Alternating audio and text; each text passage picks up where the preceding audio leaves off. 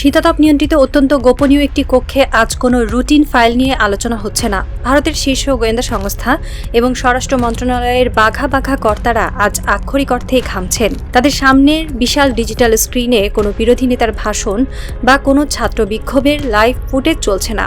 স্ক্রিনে চলছে একটি লাইভ ইন্টারভিউ বা সাক্ষাৎকার, আর স্ক্রিনে যিনি বসে আছেন তার পরনে কোনো দামি স্যুট বা রাজনৈতিক খাদি পোশাক নেই। তার পরনে রয়েছে গেরুয়া বসন, কপালে চন্দন তিলক আর চোখে মুখে এক অদ্ভুত স্বর্গীয় এবং নির্ভীক স্থিরতা।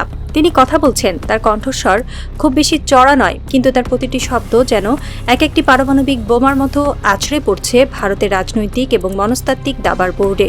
তিনি অত্যন্ত শান্ত এবং ধীরলয়ে একটি বাক্য উচ্চারণ করলেন। প্রধানমন্ত্রী মোদীকেও একদিন ঠিক সেভাবেই ভারত থেকে পালিয়ে অন্য কোনো দেশে গিয়ে আশ্রয় নিতে হবে, যেভাবে তিনি এখন শেখ হাসিনাকে আশ্রয় দিয়ে রেখেছেন।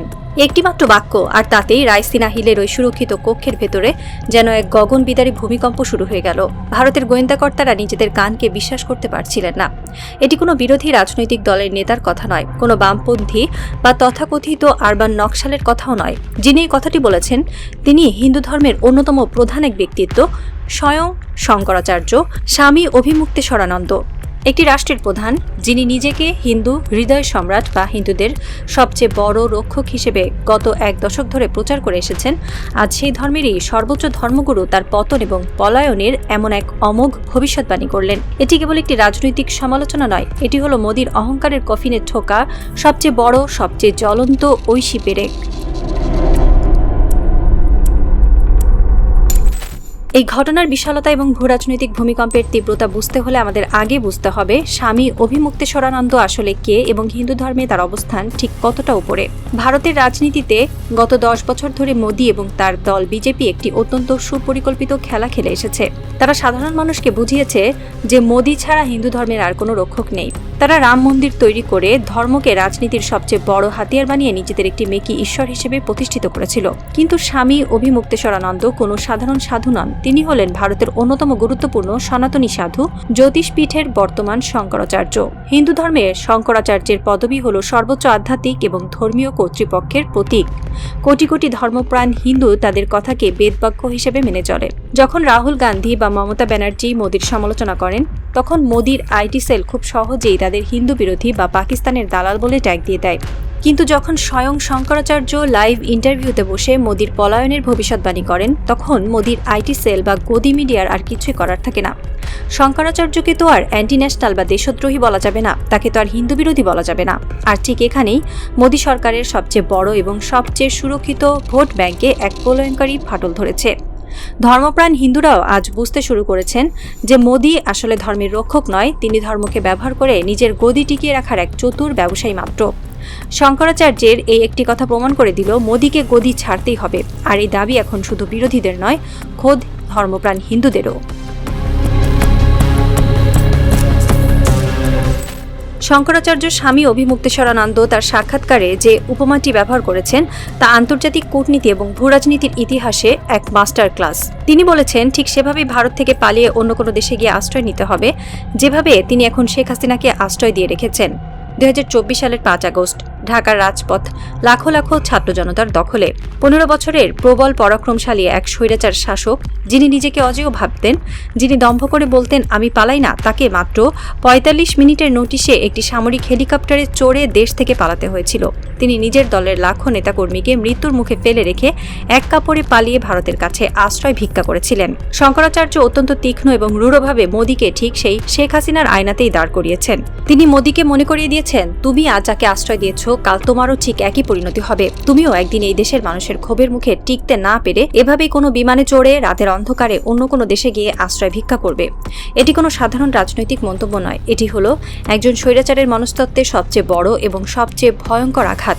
স্বৈরাচারীরা সবসময় ভাবে তারা তাদের সেনাবাহিনী, পুলিশ আর গোয়েন্দা সংস্থা দিয়ে আজীবন ক্ষমতায় টিকে থাকবে, কিন্তু ইতিহাস বড় নির্মম। শেখ হাসিনার পতন প্রমাণ করেছে বন্দুকের নল দিয়ে কখনো জাগ্রত জনতাকে ঠেকানো যায় না। শঙ্করাচার্য আসলে ভারতের কোটি কোটি মানুষকে একটি অত্যন্ত পরিষ্কার বার্তা দিয়েছেন, মোদির গদি আর নিরাপদ নয়। তার পায়ের তলার মাটি সরে গেছে, তার পতন এখন আর কোনো রাজনৈতিক সম্ভাবনা নয়, এটি এখন একটি ঐতিহাসিক অবধারিত সত্য।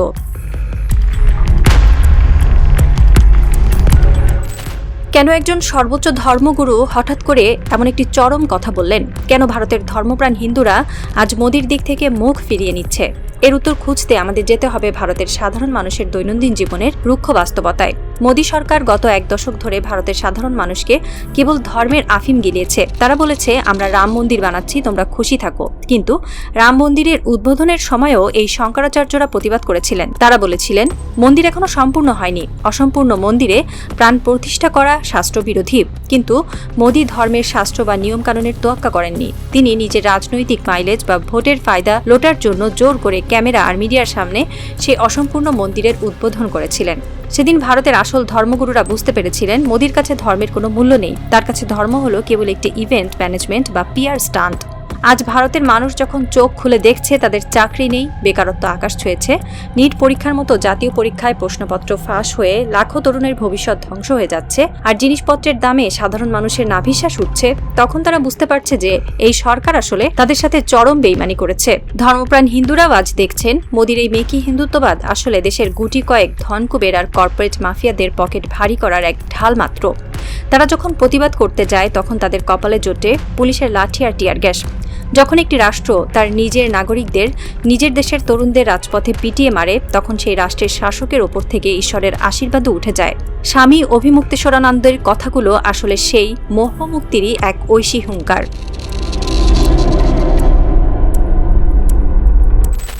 শঙ্করাচার্যের এই ভবিষ্যৎবাণী এমন এক সময় এলো যখন ভারতের রাজপথ ইতিমধ্যে এক নতুন প্রজন্মের দখলে। ভারতের জেনজি প্রজন্ম বা ককরোচ জনতা পার্টি আজ রাজপথে নেমে মোদী সরকারের ভিত কাঁপিয়ে দিচ্ছে। তারা ইন্টারনেট ব্ল্যাকআউট, পুলিশের লাঠিচার্জ আর পেলেট গানের আঘাত সহ্য করেও পিছপা হচ্ছে না। তারা প্রমাণ করে দিয়েছে তারা আর কোনো হিন্দু মুসলিম দাঙ্গার সস্তা রাজনীতিতে বিশ্বাস করে না। তারা তাদের অধিকার চায়। এই তরুণদের আন্দোলনের সাথে আজ যখন দেশের সর্বোচ্চ ধর্মগুরুদের কণ্ঠস্বর এক বিন্দুতে এসে মিলেছে, তখন সাউথ ব্লকের কর্তাদের হারজাটা খাওয়াটাই স্বাভাবিক। তারা বুঝতে পারছে তাদের হাতে আর কোনো কার্ড অবশিষ্ট নেই। তারা বিরোধীদের দেশদ্রোহী বলতে পারে, কিন্তু শঙ্করাচার্যকে কি বলবে? তারা তরুণদের বিদেশি এজেন্ট বলতে পারে, কিন্তু কোটি কোটি ধর্মপ্রাণ হিন্দুকে কি বলবে? মোদী সরকারের এই রিগড সিস্টেম বা জালিয়াতির সাম্রাজ্য আজ চারদিক থেকে ঘেরাও হয়ে গেছে। একদিকে রাজপথে তরুণদের রক্তক্ষয়ী সংগ্রাম, অন্যদিকে ধর্মের আসল প্রহরীদের অভিশাপ। এই দুয়ের সারাশি আক্রমণে মোদীর সেই 56 ইঞ্চি ছাতির অহংকার আজ আক্ষরিক অর্থেই ধুলোয় মিশে গেছে।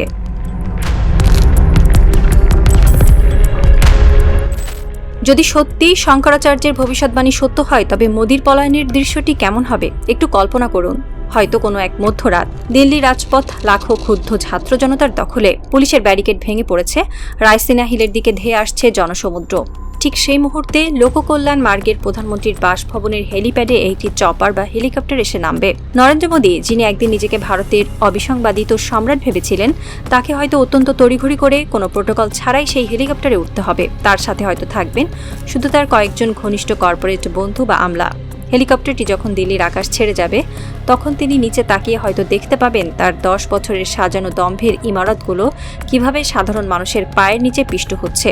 কিন্তু তিনি কোথায় যাবেন? শেখ হাসিনা তো অন্তত ভারতের মতো একটি বন্ধুরাষ্ট্র পেয়েছিলেন যারা তাকে সাময়িক আশ্রয় দিয়েছে। কিন্তু মোদী যখন পালাবেন, তখন কে তাকে আশ্রয় দেবে? পশ্চিমা বিশ্ব, যারা সবসময় মানবাধিকারের কথা বলে, তারা কি এমন একজন স্বৈরাচারীকে জায়গা দেবে? নাকি তাকেও ইতিহাসের কোনো অন্ধকার বিস্তৃত কোণায় গিয়ে নিজের শেষ জীবনটা কাটাতে হবে? এটি কেবল একটি কল্পনা নয়, এটি হলো ইতিহাসের এক অমোঘ এবং নির্মম পুনর্লিখন।